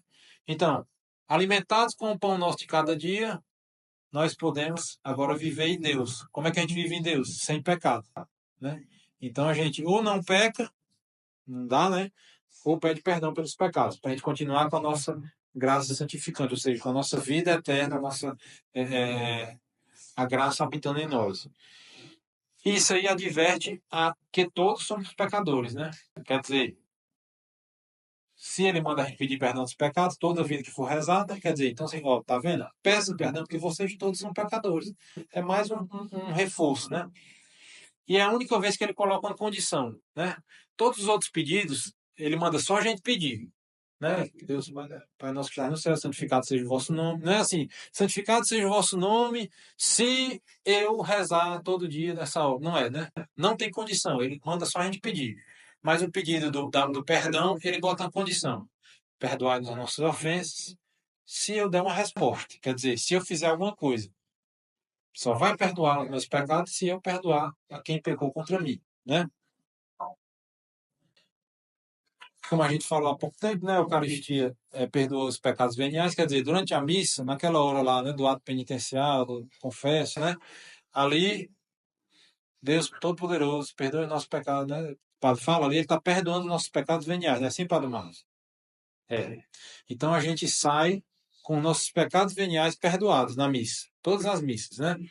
É, então, assim, a Eucaristia, como a gente falou, além de dar esse alimento espiritual para a nossa graça santificante, ele nos fortalece contra o pecado venial e facilita o perdão.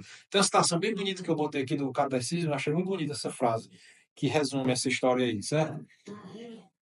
Então, todos nós pecamos e sofremos assim dos pecados alheios. Quer dizer, o pecado é uma desordem, né? Uma desordem. É uma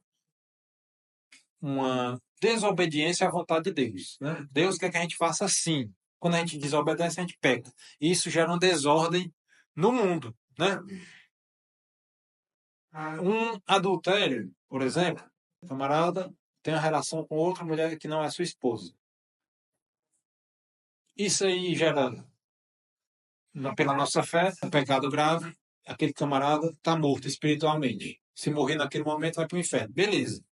Pede perdão ao padre no confessionário, se arrepende e recebe perdão, e ele está vivo novamente, espiritualmente. Mas as consequências temporais permanecem. Quais são as consequências temporais?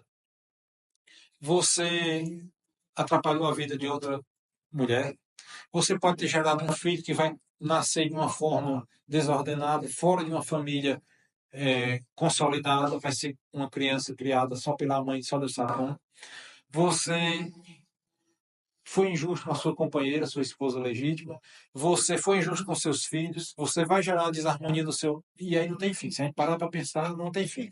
Assim com todos os outros pecados. Você matar uma pessoa, bater numa pessoa, como Jesus ensina, né? Não é só matar. Se você bate na outra pessoa, você pecou contra o quinto mandamento. Então, roubou, você tirou algo de alguém, né? Desejou as coisas do próximo, gera inveja, gera desconfiança, gera e assim sucessivamente. Então, os pecados todos têm consequências aqui. E essas consequências permanecem mesmo com o perdão sacramental, né? O que houve uma figura interessante uma vez, não lembro quem foi que me. Bom, ele dizia que a alma da gente é como se fosse uma tábua, que a cada pecado era como se você botasse um prego nessa tábua. E quando você tira o prego com o perdão, fica o buraco lá, né? Então, assim, ficam as marcas, né? Que a gente ou purifica aqui logo, ou vai purificar a pulso no purgatório, né? Porque o pecado é incompatível com a vida eterna. Então, entra essa história aqui do quinto mandamento, como a gente vem sempre fazendo esses paralelos, né? Os pedidos do Pai Nosso com os mandamentos, com as bem-aventuranças, é isso que é fazer essa meditação, né? Então, tentar reprimir a raiva contra os que nos ofenderam, né? Errar é humano, perdoar é divino. Quer dizer, o Olavo de Carvalho, um filósofo, morreu há uns 3 anos, o cara, ele dizia assim, a parte que peca em nós é a nossa pior parte, mas a parte que pede perdão é a nossa melhor parte. Quer dizer, você só pede perdão inspirado por Deus, né? Então, você peca ali com a carne, você peca para ter aquela satisfação imediata e momentânea, depois você vai pensar na besteira que você fez e a sua melhor parte vai entrar em funcionamento. Quer dizer, você vai reconhecer que você errou, que você prejudicou o seu próximo, que você ofendeu a Deus e você vai, inspirado por tudo isso aí, pedir perdão a Deus, né? Então, a nossa parte mais fraca é a parte que pega e a nossa melhor parte é a que vai se confessar, né? Então, tem essa dinâmica aí. E está relacionado com a virtude da justiça, né? Quer dizer, você tentar levar a justiça à perfeição, né? Você dá realmente o que os outros merecem, até mais, ser generoso, né? E aceitar quando sofrer injustiça. Bom, se for injustiçado no seu trabalho, beleza. É ruim, não, o ideal é que não acontecesse, mas tenha paciência, peça a Deus fortaleza também para aceitar isso aí e segue em frente, né? Então, são pedidos que nos evocam a fortalecer e aperfeiçoar nossas virtudes. E essa citação do catecismo, né, que ele diz: um coração que se entrega ao Espírito Santo transforma a ferida em compaixão e purifica a memória, transformando a ofensa em intercessão. Veja só que bonito, né? Esse nosso catecismo era para a gente estar com ele todo dia, viu, lendo, viu? Que era bonito demais. Transforma a ferida em compaixão, quer dizer, olha só, alguém pecou contra nós, perdoar as nossas ofensas, assim como nós perdoamos aos que nos ofenderam, né? Então, perdoar quem pecou contra nós. Quem pecou foi o outro, não foi eu. Então, se ele pecou contra mim, ele é quem está desgraçado. Certo? É o não é? Sim. Então, assim, transformar a ferida, que foi o impacto do pecado em mim, em compaixão. Eu tenho pena do rapaz que pecou contra mim. Então, eu vou rezar para que ele se arrependa também e consiga a sua própria salvação. Né? Purifica a memória. Quer dizer, no lugar de você estar moendo aquilo ali, né? Mas, rapaz, fulano de tal, falou de mim, mentiu, dizendo que eu era isso mesmo. Não, purificar a memória. Não vou mais esquentar com isso aí. Entrega a Deus. Deus abençoe aquele cidadão, que ele não faça mais isso para outras pessoas. Então, purifica a sua memória. Tira essas impurezas. Purificar é o quê? Tirar as impurezas. E o que são as impurezas? São esse monte de porcaria que o demônio bota na nossa memória, né? No lugar de você ficar pensando nas coisas boas, você fica moendo a coisa ruim e sofrendo, e ele vai se lascar porque pecou contra você, e você vai se lascar porque você não perdoa o cidadão, né? E transformar a ofensa em intercessão. Quer dizer, a ofensa que você sofreu, quando você transformou em compaixão, você vai interceder por ele, né? Quer dizer, bonita uma frase dessa. E não nos deixeis cair em tentação. Toda tentação vem do demônio, né? Mesmo que sejam utilizados outros instrumentos, né? Os nossos irmãos, males físicos, doenças, acidentes, adversidades, injustiças, humilhações, etc. Se for uma tentação, vem do demônio, né? A gente vai ver no último pedido do Pai Nosso. Assim, Jesus também, na sua agonia do horto, ele diz isso, né? Como é que é? O espírito está pronto, mas a carne é fraca. Orai para que não caiam em tentação, né? Vocês têm que rezar todo dia, né? O terço é uma oração, né? O terço é uma oração repetitiva, não sei o que, não serve para nada. Deus não é moco, não precisa você ficar repetindo a mesma coisa. Que a gente vê, né? Jesus no Horto das Oliveiras repete as três vezes. Toda vida que ele vinha, o pessoal estava dormindo, não sei se vocês lembram, né? Ele ia lá, vigiar e orar. Vou ali. Aí ia rezar. Quando voltava, o pessoal estava dormindo. Acorde, o espírito está pronto, mas a carne é fraca. Orar para não cair em tentação. Fica acordado que eu vou ali rezar. E Jesus orou usando as mesmas palavras. Está escrito lá, São Mateus. Certo? Voltava de novo. Está dormindo, rapaz, nem uma hora, você não consegue ficar acordado. Voltava e orava usando as mesmas palavras. Certo? Usando as mesmas palavras. Então, assim, em um momento Jesus diz: não ores como os pagãos que repetem palavras vazias, não sei o que, não sei o que. Mas em outro momento ele se usa das mesmas palavras para rezar. O que é que ele está querendo dizer? Que não é o fato de ser repetido que é errado.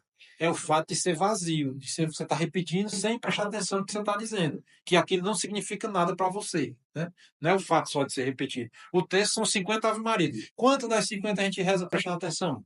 Né? Cada um para pensar, né? Muitas vezes você termina o texto, ixi, Maria, nem vi passar, né? Quando a gente reza é mais. Pois é. E assim vai. Você reza uma, prestando atenção no Ave Maria, na outra você reza prestando atenção no Cheio de Graça. Pelo menos quando junta as 50, talvez dê duas ou três. O ideal é que não, né? Jesus está dizendo aqui. Orai sempre, com perseverança, e usando as mesmas palavras, mas com atenção, em meu nome, como ele deu aquelas características que a gente elencou aqui, né? Sim, sabe, quando eu participo das 1000 Ave Maria, Sim. aí a tudo começa 12 horas, aí dia 5 horas da tarde. É bom demais. Mas, mulher, você tem paciência de passar na igreja, É, rezar 1000 Ave Maria, é. passo tranquilo. É uma virtude que se tá, tudo concorre para o bem de os que amam a Deus. Tudo que a gente faz em estado de graça serve, né? Então, bom, se eu não estou prestando atenção exatamente nas palavras, mas eu estou ali dedicando um tempo, eu estou deixando de estar fazendo outra coisa ruim, estou na igreja rezando, estou fortalecendo a minha paciência, estou fortalecendo a minha fortaleza, que é a capacidade de resistir e aguentar. Quando você aguenta passar a tarde rezando 1000 Ave Marias, você aguenta passar um dia cuidando da pessoa doente, você fortalece a sua vontade, fortalece a sua virtude da fortaleza, paciência, generosidade, etc, etc. É uma coisa só. É uma coisa só. Você pode aproveitar mais, aproveitar menos, aproveitar melhor esse aspecto ou aquele outro. Não é só o fato de dizer que tem que. Porque aí você não tem, é humanamente impossível você rezar 1000 Ave Marias dessa forma que a gente está falando. A gente vai terminar hoje arrasado aqui, né? Duas vezes para rezar um Pai Nosso, que vai terminar todo mundo aqui cansado, Deus me livre, passar menos um mês sem rezar um Pai Nosso agora. Não, né? É, mas assim, não dá. Mas outras coisas estão sendo desenvolvidas naquele momento de oração. Né? Não é assim. Até mesmo que está junto com os irmãos. Exato. O momento do lanche que é dividido, assim, as pessoas vão, à medida que uns ficam rezando, outros Exato. são. E diferenciar um pouco, né, o conceito de tentação e de provação. Provação é algo que é permitido realmente por Deus que aconteça para nós para um determinado fim em vista da nossa salvação, né? Então, quando vencemos a provação, saímos fortalecidos e damos exemplo. Quer dizer, todos nós sabemos, quando a gente vence uma coisa aí, primeiro a gente se fortalece. A gente sai, rapaz, eu consegui resistir a isso aqui. E em segundo lugar, damos exemplo para o outro, né? Quando a gente sabe o bem que faz, a gente vê uma pessoa passar por um infortúnio de forma paciente, de forma digna, de forma resignada, né? A gente vê duas pessoas doentes. Uma está revoltada e outra está paciente. Você vê o exemplo de causa, aquela pessoa que está aceitando aquilo ali com paciência, com confiança em Deus, né? Aprendemos sobre nós mesmos, quer dizer, aparece uma besteirinha na nossa vida, uma provaçãozinha, qualquer que seja. Você vê o tanto que você é egoísta, o tanto que você não pensa nos outros, né? O tanto que você só, quer dizer, que só tem fé quando está tudo muito bom, só vai para a igreja quando está tudo muito bom, só ajuda os outros quando está sobrando muito aqui. Quer dizer, faltou um pouquinho, perdeu um pouquinho aqui do salário por algum motivo, perdeu a gratificação. Pronto, agora não vou mais pagar o dízimo da igreja. Quer dizer, é, a gente vai se conhecendo. A cada provação a gente vai se conhecendo. Porque na hora que está tudo bom, a gente não se conhece, não. A gente abandona, é só curtir, né? Mas é nessa hora que a gente se conhece. As nossas fraquezas, as nossas necessidades, né? Eu nunca imaginei que eu precisasse tanto de uma palavra amiga, né? Tô doente aqui, veio uma pessoa, falou comigo, de verdade, eu percebi que aquela pessoa realmente está interessada no meu bem-estar. Eu nunca pensei que eu precisasse tanto disso aí. E reconhecendo isso, eu vou passar a fazer isso para outros quando eu tiver em condições.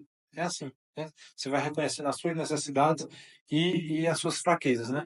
Deixa eu só falar uma coisa com relação às minhas Marias. Quando eu morava nas cidades missionárias, ali na igreja de Nossa Senhora da Glória era dia de sábado.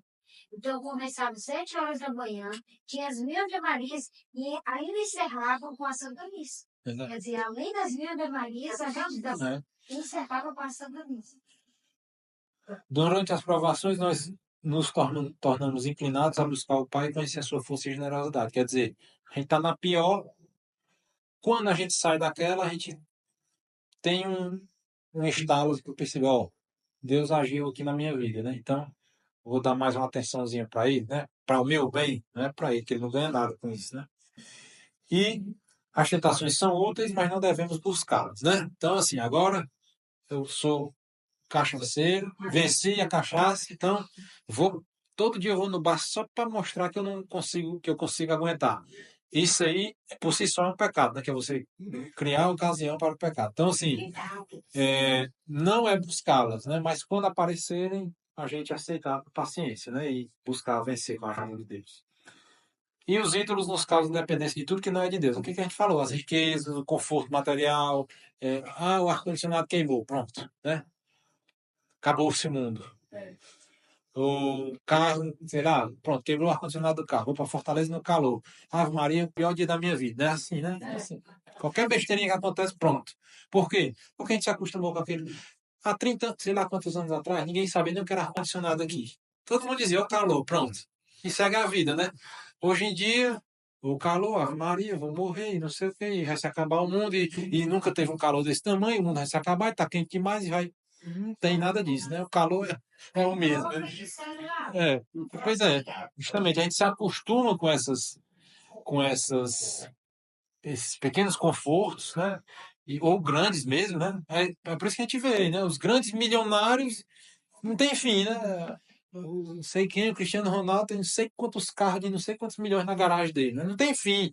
Aqui nesse mundo material, o que a gente pode conseguir materialmente, não tem fim, né? Ah, se eu tivesse uma casa, não sei como, era bom demais. Aí quando você tem, no mesmo meia hora depois, ah, mas não está faltando isso, ah, mas não tem energia solar, ah, mas não tem ar-condicionado na cozinha, ah, no banheiro, eu fui no restaurante, tem um banheiro com ar-condicionado, achei tão legal, eu queria botar no. Não tem fim, não tem fim.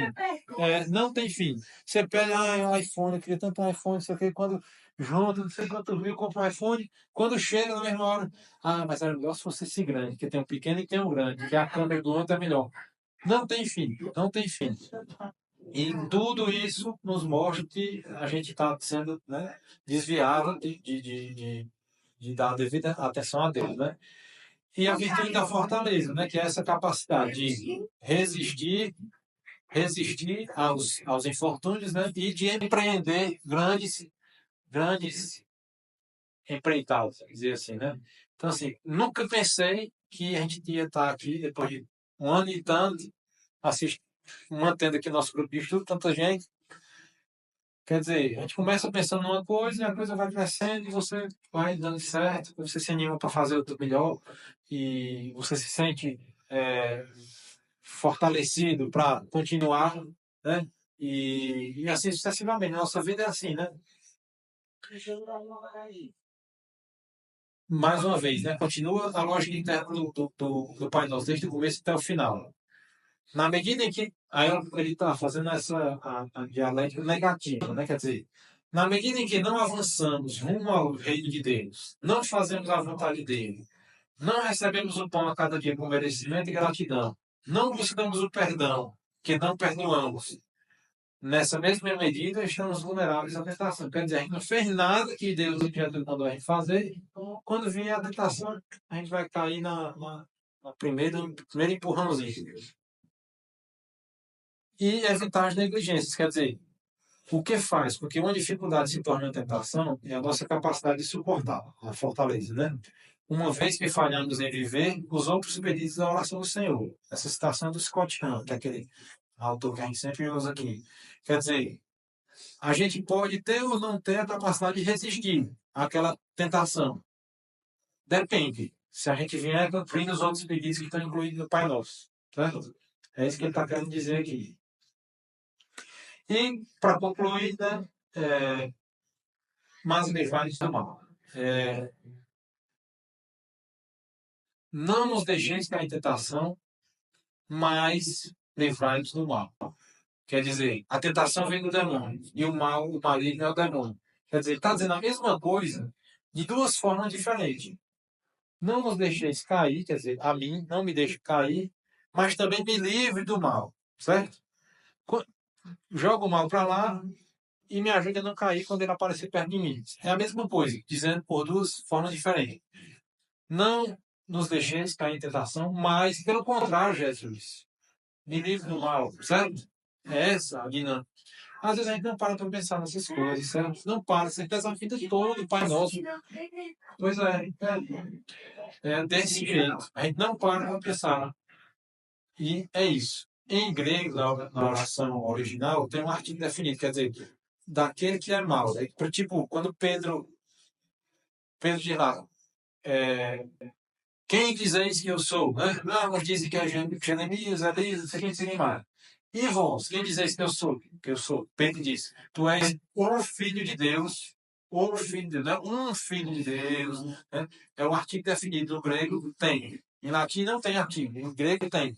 Então, lá no original grego, o Evangelho, quando foi escrito em grego, tem um artigo definido. Quer dizer, ele vai do maligno, daquele que é mau, quer dizer, o demônio, né? Que é o pai de todas as tentações, das mentiras, dos pecados e tudo mais. Unidos a Cristo, as provações sempre serão em nosso benefício, como a gente acabou de falar aqui, né? E aqui, mais uma vez, né? Nos incita a não querer lutar individualmente contra o demônio. O demônio é um anjo da mais alta, né, escala, né, hierarquia. Quer dizer, era uma das criaturas mais perfeitas que existia antes do pecado de soberba dele, né? Então, como é que você vai querer guerrear contra ele sozinho? Não dá, não dá, né? É, então, Jesus está mostrando isso para nós que a gente deve pedir o auxílio da graça para conseguir vencer a tentação, né? E quando a tentação vier, a gente resistir e de preferência que não venha, né? De preferência que não venha. Está pedindo livrai-nos do mal, não deixe o mal chegar até nós. Então, livrai-nos do mal, mas não do próximo, né? Então, quando o próximo vem e peca contra nós, ele foi uma causa de tentação, né? Ele foi usado pelo demônio para pecar contra nós. A gente não quer se livrar dele, da pessoa em si, como a gente acabou de ver no pedido antecedente, né? Que a gente perdoe o próximo que cometeu aquele pecado contra nós. E que o demônio não venha com ele para cima de mim e que saia dele. A ideia é essa, né? Dinâmica é mais ou menos essa. E mais uma vez, São João, na sua oração sacerdotal, me parece que a oração mais extensa que está escrita no Novo Testamento, né? O capítulo todo, 17. Jesus falando com Deus, final da Santa Ceia. Não peço que os tires do mundo, mas que os guarde do maligno. Quer dizer, a mesma coisa que ele acabou de dizer no Pai Nosso, né? Em momentos diferentes, repetindo, né? As mesmas ideias, né? E é isso. O que a gente deve fazer, que a gente fez aqui com o Pai Nosso, né? É o que a gente deve fazer com a Ave Maria, com o Creio, com a Salve Rainha, com a Ladainha de Todos os Santos, com o Santo, com o Cordeiro de Deus, com a missa, com tudo, tudo. A verdade é uma só. A nossa verdade católica, 2000 e tantos anos, sendo buscada diuturnamente, com novos desafios. Surgem tecnologias novas para esculhambar tudo, clonagem, aborto, anticoncepcional, cirurgia de mudança de sexo, tudo que a gente imaginar, e a igreja vai, mediante a sabedoria, a tradição, a revelação, os artigos do credo, os mandamentos, as virtudes, os vícios, os dons do Espírito Santo, às vezes as bem-aventuranças, tudo isso é uma coisa só. Vocês viram que a gente conseguiu. A cada pedido, tentar relacionar com o mandamento dos 10, com uma virtude, com um vício oposto, com um artigo do credo, com as bem-aventuranças. É isso. Só que a gente só consegue fazer isso se a gente conhecer. Se eu souber decorado quais são as bem-aventuranças, quais são os 10 mandamentos, quais são os dons do Espírito Santo, o que é que cada um deles quer dizer. A ciência, a sabedoria, parece a mesma coisa, né? Então vamos procurar saber o que é. O dom do Espírito Santo, da ciência, parece a mesma coisa da sabedoria. Qual a diferença entre eles? Vamos procurar saber. E o conselho? A fortaleza, né? O temor de Deus vai, assim vai. Sete virtudes, vícios. Então, assim, buscar, ler, conhecer, assistir vídeos e tal. Na missa, sempre é uma oportunidade de a gente aprender uma coisa nova nas pregações. E nesse intuito aí, nesse caminho, a gente tentar se aproximar da nossa salvação. Né? Obrigado. E se tiver algum comentário, agora é